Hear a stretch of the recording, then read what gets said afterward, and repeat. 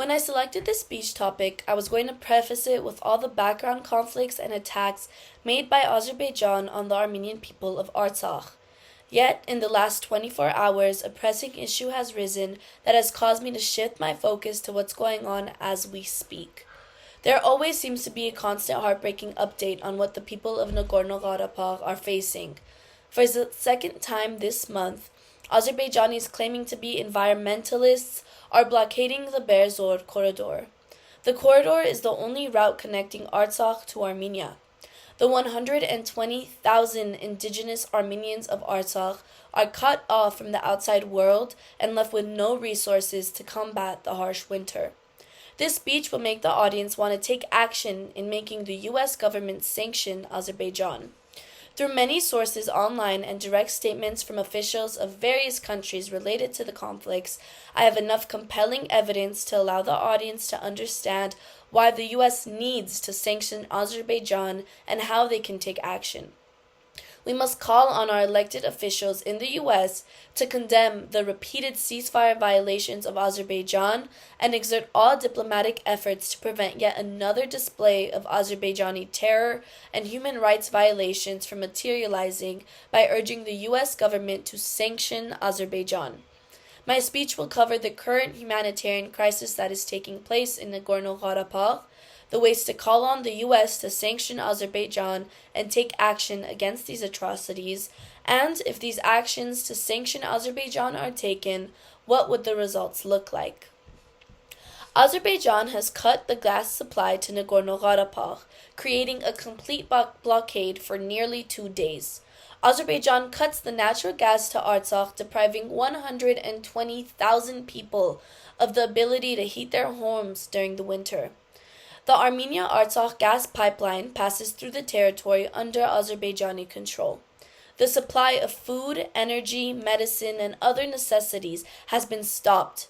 Thousands are in isolation, and about 1,100 are left on the road in cold winter conditions, without the opportunity to join their families, including 270 children. This is a humanitarian crisis that may affect you more than you think. Without the U.S. condemning these actions, it turns a blind eye to blatant humanitarian violations, allowing an unsaid okay to other countries committing similar crimes. Azerbaijan, once before, cut off Artsakh's gas supply in March when it claimed there was an explosion on the gas pipeline supplying natural gas from Armenia. A week later, Azerbaijani forces invaded the village of Parukh and advanced their forces onto a strategic hill that overlooks most of the Oskeren region and the capital, Stepanakert. Clearly, this is a tactic in their end goal of ethnic cleansing. Further, Azerbaijan's brazen violation of international law sets a dangerous precedent for other countries to illegally hold POWs, putting all soldiers, including American forces, at greater risk of being held as hostage or used as bargaining chips. Now that I have explained the issue, I will provide further data and solution for you to take action. Since 1992, U.S. aid has provided over $417 million in technical assistance. The U.S. has allocated $100 million in security aid to Azerbaijan in 2018 to 2019 alone. They gave $9.9 million in aid in 2020, and not including the $6.9 million for COVID-19 relief. This means the U.S. taxpayer money is directly contributing to the continued attempts of ethnic cleansing in Artsakh. Now, with the U.S. sanctioning Russia, they look to no new war crime committing countries to take oil from instead. These relations fund the crimes committed by Azerbaijan, keeping the country rich and flourishing. The oil-rich Azerbaijani regime of Alym Aliyev is blockading Artsakh, starving the families of this indigenous Armenian land of food, water, heating fuel, and other desperately needed supplies. Shockingly, the U.S. government continues to send U.S. military aid to Azerbaijan, even as Aliyev seeks to cleanse Artsakh and attack Armenian ethnically. Taking action is very easy. All you need to do is take 2 minutes to call on the White House and Congress to stop all military aid to Azerbaijan and hold the corrupt Aliyev regime accountable for war crimes against Armenia and Artsakh. By following the link I have attached below, you can send a free ANCA webmails to President Biden, Vice President Harris, your U.S. senators, and your representative to enforce Section 907 restrictions on U.S. aid to Azerbaijan and pass 3 key pieces of legislation. All you need to do is simply type in your name, address, email, phone number, and click Load Messages. The ANCA system will automatically share draft letters you can review and revise. Then simply click Send. Now that I have provided solutions of taking action, I will describe the impact this will have and how we've seen other countries be sanctioned.